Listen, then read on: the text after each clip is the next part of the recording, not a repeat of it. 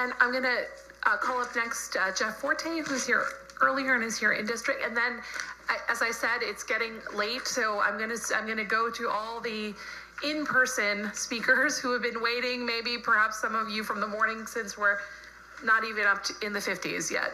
So we'll start there, and then we'll go back to everyone who is comfortably at home, perhaps joining us remotely. So, Jeff. Thank you. Good evening. My name is Jeff Forte.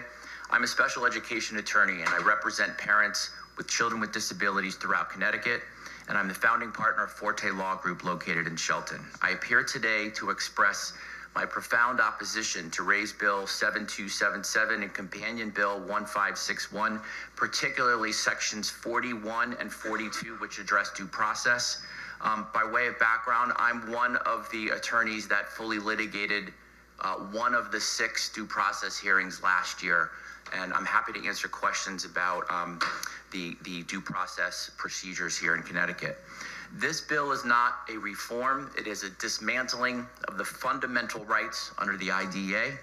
It goes against decades of Connecticut precedent and the core principles and values of due process. If it's passed, it's going to cause irreparable harm to children with disabilities and expose school districts and the state to significant legal liability. I don't want you to take my word for it, though. I want you to listen to the parents that are coming here today, each with their own unique story, many of which are clients from my firm. Later this evening, you're going to be hearing from a parent who requires his child to be outplaced to a residential school. Both the parents and the sending school district both agree that he needs a residential placement, but there's nowhere to place him. There's nowhere to place him in the state. This child is not being educated. Justice delayed is justice denied. Moreover, this bill is going to illegally shift the burden of proof onto parents for due process hearings. It's going to cap hearings to 3 days, 3 short days, regardless of the complexity of the dispute in the child's educational programming, thereby denying the family a fair and impartial opportunity to be equally heard. It's going to mandate equal weight to all evaluations, whether they are one page by a brand new out-of-college speech and language pathologist, for example, or a tenured private expert in private practice that submits a 30-page SLP report. You're mandating that both of those reports will have to have equal access and essentially homogenizing the role of the hearing officer who's supposed to give weight and credibility as they see fit under the IDEA. It's going to force rigid state mandates on private placement programming that is already difficult to obtain. It's going to make it harder to outplace kids to non-approved schools that often have the most appropriate programming for a child when they need to be outplaced. Ladies and gentlemen, these changes are not just harmful, but they are unlawful. They violate the Individuals with Disabilities Education Act. They violate Section 504 of the 1973 Rehabilitation Act.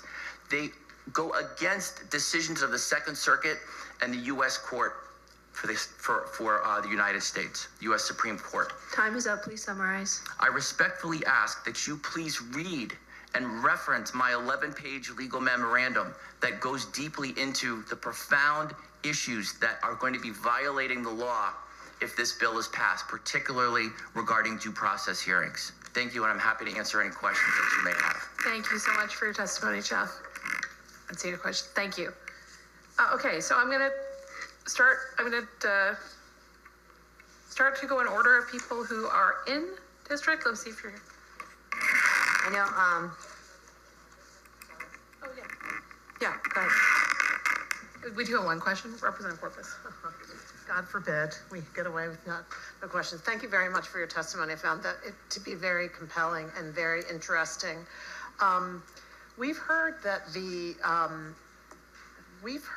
this is constitutional relative to the United States and relative to Connecticut, and that it is unconstitutional.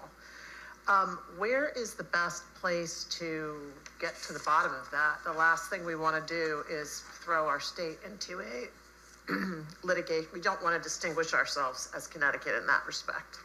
I would encourage the panel to look at the U.S. Supreme Court decision of Florence County versus Carter and the Burlington decision, which prohibit states from conditioning funding based on school approval status.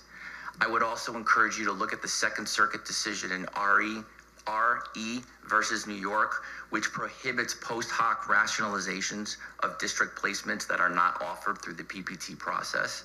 And I would also simply ask you to look at the Individuals with Disabilities Education Act. Thank you. Thank you. Thank you.